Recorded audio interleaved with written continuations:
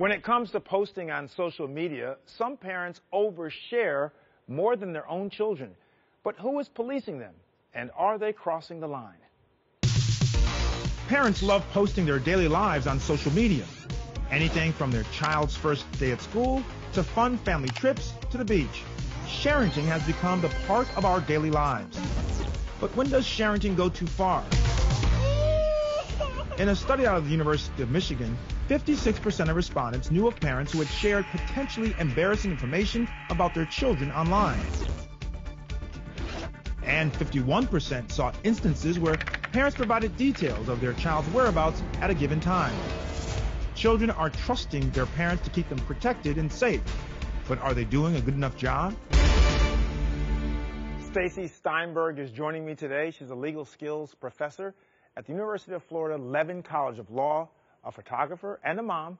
She's also the author of a new book called Growing Up Shared. Stacy, thanks for joining me. Thank you so much for having me today. So it was your sense of responsibility as a mom that really inspired you to write this book, right? Yeah, so I'm a former child abuse prosecutor, and so I know firsthand the dangers that are lurking past a parent's newsfeed. There is a dark side that to sharing that involves pedophiles taking pictures off of family social media sites. An Australian study found that 50% of the images on pedophile image sharing sites actually had originated on social media. And these weren't all pictures of children who were naked or engaged horrifically in sexual acts. These were average everyday pictures that sometimes were being shared as they were. Other times they were being turned into what's called morphed child pornography, or what a lot of people consider deep fakes, where an innocent image of a child is combined or morphed with a sexualized image of an adult, and then that is shared as child pornography. There aren't a lot of laws that limit what parents can post online about their children. There is the Children's Online Privacy Protection Act of 1998 that limits what third parties can collect and share about kids who are using the internet. But there's really nothing that limits what a parent can share. And when parents post online, they can often be giving up personal information to third parties, and they need to consider that the information can end up in dangerous hands. We also know that identity theft is a problem, and in 10 years' time, there have been studies that suggest that identity theft will often be based on the personal information that parents are posting to their social media newsfeed. And even with what you've learned, you still share, and you think it's good in some way.